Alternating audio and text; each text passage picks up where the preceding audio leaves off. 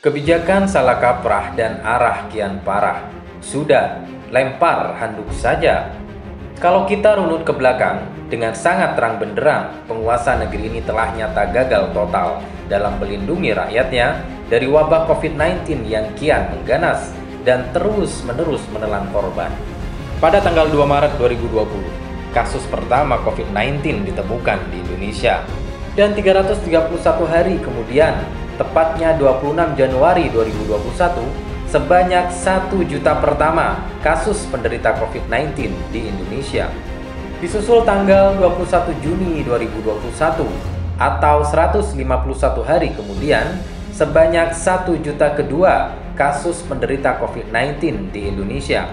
Dan tak menunggu lama, tanggal 22 Juli 2021 atau 31 hari kemudian setelahnya, sebanyak 1 juta ketiga kasus penderita COVID-19 di Indonesia. Kalau kita amati dan perhatikan tren waktunya, di mana pencapaian setiap 1 juta penderita makin lama makin pendek. Per hari 23 Juli 2021 sudah 3.082.410 penderita. Realitas di atas bukanlah sebab, tapi akibat dari penanganan pandemi COVID-19 yang terbilang lamban, tidak terarah, dan tumpang tindih. Tidak terlihat adanya suatu strategi nasional dan rencana tindakan yang jelas. Belum lagi sifat moral hazard yang dipertontonkan oleh para lingkaran elit penguasa. Padahal jelas bahwa penanganan krisis pandemi saat ini di bawah langsung kendali Presiden. Lihat saja bagaimana para kapitalis lokal bermain lewat tangan negara. Seperti ungkapan Ketua KSP Muldoko yang menyebutkan vaksin berbayar merupakan keinginan rakyat untuk membantu percepatan target vaksinasi COVID-19. Hal ini dinilai menyesatkan. Jelas itu menyesatkan. Cepat atau lambat, itu adalah perkara political will, tutur pengamat kebijakan publik Erwin Permana kepada media Umat News. Erwin Permana menilai membisniskan vaksin ini mengkonfirmasi dua hal. Pertama, cerminan negara kapitalis liberal yang berbisnis dengan rakyatnya.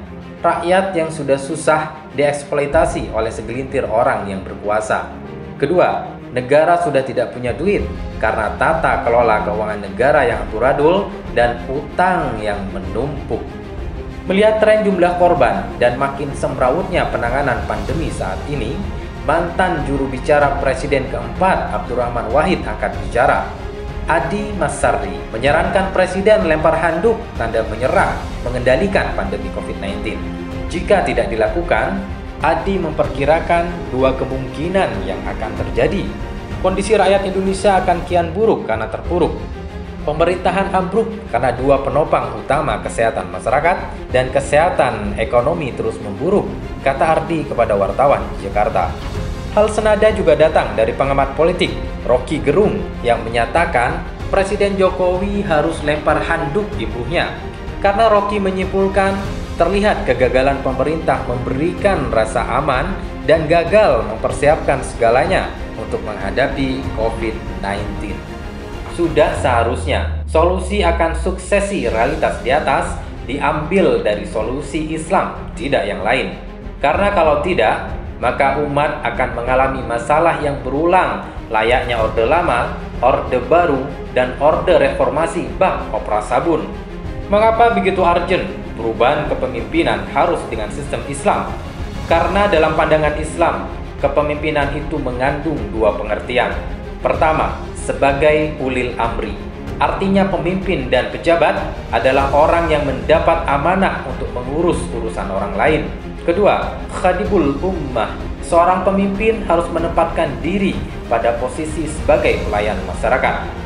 Dan yang menjadi ciri pentingnya dalam pola sistem kepemimpinan Islam, bahwa pemimpin dalam sistem Islam ditunjuk untuk memastikan aturan sistem hukum dan perundang-undangan yang diterapkan haruslah aturan yang disyariatkan Allah Subhanahu wa Ta'ala, tidak yang lain.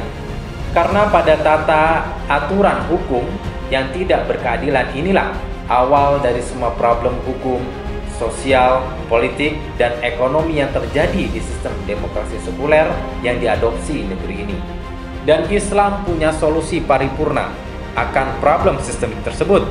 baik saat mengatasi pandemi saat ini maupun mengawal kepemimpinan yang bisa mengantarkan umat menuju kesejahteraan yang hakiki dunia wal akhirat.